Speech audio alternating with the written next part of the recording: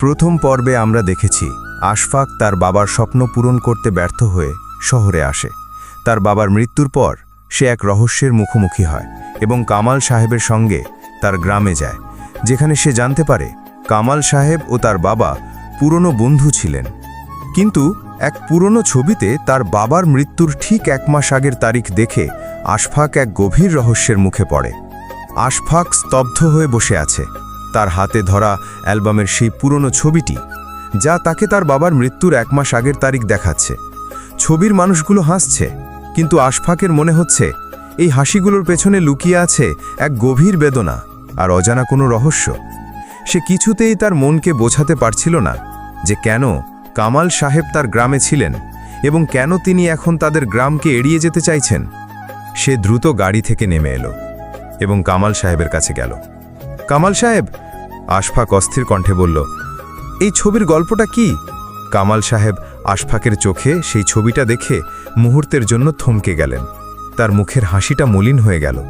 তিনি আশফাকের দিকে তাকিয়ে বললেন, এটা তো অনেক পুরানো ছবি, এতে কি হয়েছে? আশফাক তার হাতে ছবিটি তুলে দিয়ে বলল, এই ছবিটি আমার বাবার মৃত্যুর ঠিক 1 মাস আগের তারিখের। এই ছবিটি কোথায় তোলা হয়েছে? কামাল সাহেব ছবিটির দিকে অনেকক্ষণ ধরে তাকিয়ে রইলেন, তারপর বললেন, এটা আমার গ্রামের বাড়ি। আশফাক যেন আরও অবাক হলো, আপনার গ্রামের বাড়ি? কিন্তু এই বাড়িটি তো আমার বাবার বাড়ির মতো দেখতে। কামাল সাহেব কিছু বললেন না, শুধু আশফাকের কাঁধে হাত রাখলেন। বাবা, কিছু কিছু গল্প সময় আসার আগে বলা যায় না। আশফাক বুঝতে পারল কামাল সাহেব কিছু লুকাতে চাইছেন। তার মনে হলো হয়তো এই ছবির সাথে তার বাবার মৃত্যুর কোনো সম্পর্ক আছে। কামাল সাহেবের কাছে অনেকবার জানতে চাইল, কিন্তু কামাল সাহেব কিছুই বললেন না। তিনি শুধু বললেন, বাবা, তোমার জীবনের সবথেকে বড় রহস্যের সমাধান এখন তোমার হাতে নেই। যখন সময় আসবে তুমি সব জানতে পারবে। আশফাক হতাশ হয়ে গেল। তার মনে হলো সে সঠিক পথে হাঁটছিল, কিন্তু হঠাৎ করে সেই পথটা যেন কুয়াশার মতো ঝাপসা হয়ে গেল। তারা কামাল সাহেবের গ্রামে পৌঁছালো। গ্রামটি ছিল খুবই সুন্দর, চারিদিকে সবুজ গাছপালা, পাখির কিচিরমিচির শব্দ। কিন্তু আশফাকের মনে কোনো শান্তি ছিল না। সে শুধু তার বাবার মৃত্যুর রহস্যের সমাধান খুঁজতে চাইছিল। একদিন সে কামাল সাহেবের বাড়ির পুরনো আলমারিটা খুলল। সেখানে একটি পুরনো ডায়েরি খুঁজে পেল। ডায়েরিটির প্রথম পাতায় লেখা ছিল, আমি আমার জীবনের সবথেকে বড় ভুলটা করেছি। আমি আমার বন্ধুকে বিশ্বাস করেছিলাম। ডায়েরিটা পড়তে পড়তে আশফাকের চোখ দিয়ে জল গড়িয়ে পড়ল। ডায়েরিটা লেখা ছিল কামাল সাহেবের হাতে। ডায়েরিতে লেখা ছিল কামাল সাহেব তার বন্ধুর সাথে একটি বড় ব্যবসা শুরু করেছিলেন, কিন্তু তার বন্ধু তাকে বিশ্বাস করেনি। তার বন্ধু তাকে ধোঁকা দিয়ে তার সব টাকা নিয়ে গিয়েছিল। কামাল সাহেব তার বন্ধুকে অনেকবার খুঁজেছিলেন, কিন্তু তাকে খুঁজে পেলেন না। আশফাক ডায়েরিটা পড়ে বুঝল কামাল সাহেবের জীবনের সবচেয়ে বড় দুঃখ ছিল তার বন্ধুর বিশ্বাসঘাতকতা। কিন্তু আশফাক জানত না যে এই বিশ্বাসঘাতকতার সাথে তার বাবার মৃত্যুরও কোনো সম্পর্ক আছে। সে ডায়েরিটা বন্ধ করে আলমারির ভেতরে রেখে দিল। তার মনে হলো হয়তো এই ডায়েরিটা তার জীবনের সব রহস্যের সমাধান দেবে। আশফাক তখন জানতে পারে কামাল সাহেব তার গ্রামের সব জমি বিক্রি করে শহরে চলে গিয়েছিলেন। তিনি তার স্ত্রীকে নিয়ে সেখানে একটি নতুন জীবন শুরু করতে চেয়েছিলেন, কিন্তু তার ভাগ্যের নির্মম পরিহাসে তার স্ত্রী মারা গেলেন। কামাল সাহেব তখন আবার গ্রামে ফিরে এলেন। তিনি তার স্ত্রীর কবরের পাশে বাকি জীবনটা কাটাতে চেয়েছিলেন। আশফাক এই গল্প শুনে অবাক হয়ে গেল। তার মনে হলো কামাল সাহেবও তার মতোই একজন মানুষ, যার জীবনে অনেক কষ্ট আছে, কিন্তু তিনি কোনোদিন তার কষ্টের কথা কাউকে বলেননি। আশফাক তার কাছে গিয়ে বলল, কামাল সাহেব, আমি আপনার কষ্টের কথা বুঝতে পারছি। কামাল সাহেব বললেন, বাবা, আমি তোমাকে এই গ্রামে নিয়ে এসেছি একটি কারণে। আমার জীবনের সবচেয়ে বড় স্বপ্ন ছিল আমার স্ত্রীর পাশে থাকা, কিন্তু তা আমি পারিনি। আমি চাই তুমি তোমার জীবনের সব স্বপ্ন পূরণ করো।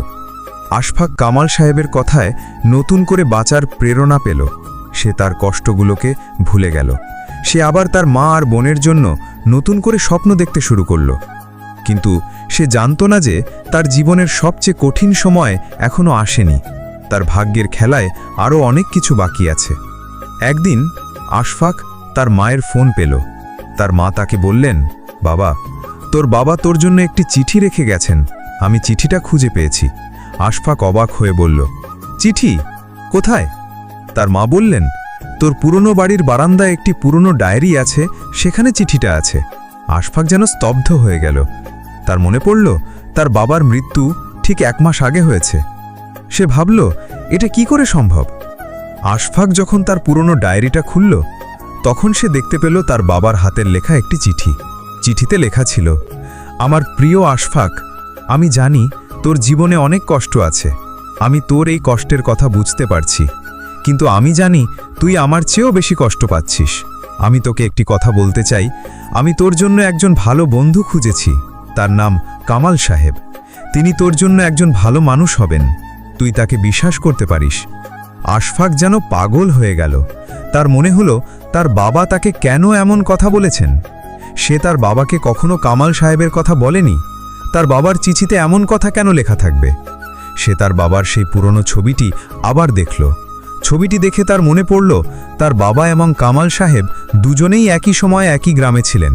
এটা কি করে সম্ভব? তার বাবার মৃত্যুর পেছনের রহস্য কি কামাল সাহেব, নাকি তার বাবার সেই পুরনো বন্ধুর বিশ্বাসঘাতকতা? আশফাক কামাল সাহেবের কাছে গেল। সে কামাল সাহেবকে তার বাবার চিঠিটা দেখালো। কামাল সাহেব চিঠিটা পড়ে অবাক হয়ে গেলেন।